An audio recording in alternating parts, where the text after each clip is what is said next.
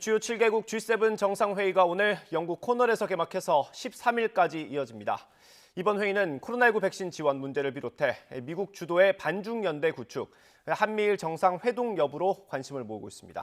취재기자 연결해서 자세히 알아보겠습니다. 이교준 기자. 네, 외교부입니다. 먼저 G7 정상회의가 열리는 코널이 어떤 곳인지부터 살펴볼까요?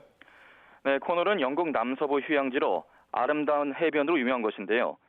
앵글로색슨족의 침략에 맞서 고대 영국을 지켜낸 아서왕의 전설이 깃든 곳이라는 점에서 역사적 상징성이 큽니다. 또 영국의 청교도들이 신대륙을 찾아 메이플라워를 타고 떠난 플리머스 항구도 가까이에 있습니다. 정상회의가 열릴 125년 전통의 카비스 베이 호텔 주변에는 현재 삼엄한 경계가 펼쳐지고 있습니다. 그러면 여기를 개최지로 정한 게 존슨 영국 총리의 노림수가 있었다 이렇게 볼 수도 있습니까? 네, 국난 극복의 상징인 아서왕의 출생지로 알려진 코널에서 정상회의를 개최함으로써 브렉시트, 즉 유럽연합 탈퇴 이후 영국의 독립적 위상을 부각하려는 정치적 포석이 깔려있다는 분석이 높습니다. 존슨 총리는 이번 정상회담을 계기로 그동안 외쳐온 글로벌 브리튼, 즉 영국의 새로운 국가 비전을 대내외에 과시하기 위해 힘을 쏟고 있습니다. G7 정상들의 대면 회의가 2년 만이죠. 어떤 의제들이 주로 다뤄질 예정입니까? 네, 첫날 회의 주제가 코로나19 이후 더 나은 재건이라는 점은 이번 정상회의 관심사를 잘 말해주고 있는데요. 무엇보다 개발도상국에 대한 백신 지원과 새로운 전염병 예방을 위한 감시체계 구축 등이 중점 논의될 예정입니다. 앞서 바이든 미 대통령은 오는 8월부터 저소득 국가에 5억 회분 백신을 기부하겠다고 발표했고, 다른 회원국 정상들도 내일 중에 별도 지원 계획을 밝힐 계획입니다. 이 밖에 기후변화 대응과 글로벌 법인세 등도 주요 의제입니다. G7 회원국들은 사흘간 논의를 마친 뒤 오는 13일에 공동 성명을 내놓을 계획입니다. 특히 바이든 대통령으로서는 처음으로 참석하는 다자 외교 무대죠. 어떤 부분에 역점을 줄 것으로 보입니까? 네, 바이든 대통령은 무엇보다 이번 정상회의를 중국과 러시아의 위협에 맞서기 위해 민주주의 국가들의 역량을 결집하는 기회로 삼고 있습니다. 특히 경제와 안보 분야에서 패권 경쟁을 벌이고 있는 중국을 견제하는 데 초점이 맞춰져 있습니다.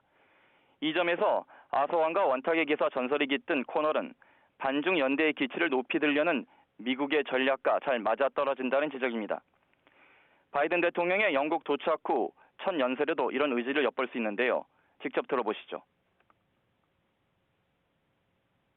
That the United States is back and democracies of the world are standing together to tackle the toughest challenges and the issues that matter most to our future. That we're committed to leading with strength. 그러면 공동 성명에도 중국 관련 부분이 들어갈 가능성이 클 텐데 우리 정부로서는 부담이 좀 되겠네요. 네, 이번 G7 정상회의 공동 성명에 중국이 꺼리는 홍콩과 신장 위구르 문제를 지적하는 내용이 담길 것이라는 전망이 잇따르고 있는데요. 일본의 마이니치 신문은 중국의 패권주의적 행보에 대해 우려를 표명하는 쪽으로 성명 조율이 이루어지고 있다고 보도했습니다. G7 정상회의 성명으로는 처음으로 타이완 해협 문제가 포함될 것이란 관측도 나오고 있습니다. 우리 정부는 초청국이라 G7 공동 성명에는 직접 참여하지 않지만 열린 사회와 경제 등 세션 성명에는 참여하게 됩니다. 여기엔 민주주의와 가치 등 중국에 대한 우회적 압박 내용이 들어갈 가능성이 커 미국 주도의 국제질서 재편에서 우리 정부의 참여 수위를 가늠할 수 있을 것으로 보입니다. 네, 이번 회의에서 특히 한미일이나 한일 정상회동이 있을지도 관심인데 성사 가능성 어떻습니까? 네, 한미일, 한일 공식 회동 일정은 없다는 것이 청와대 입장이지만 풀 어사이드로 불리는 비공식 회동 가능성은 여전히 열려 있습니다. 지난 2019년 11월 태국 방콕에서 열린 아세안 플러스 3 정상회의가 좋은 사례인데요. 문 대통령은 당시 회의장 소파에서 아베 총리와 10여 분간 환담을 나눴습니다. 코널에서 문 대통령과 스가 총리 간의 비공식 회동이 성사된다면 두 정상 간의 첫 대면 회동입니다. 지금까지 외교부에서 YTN 이교준입니다.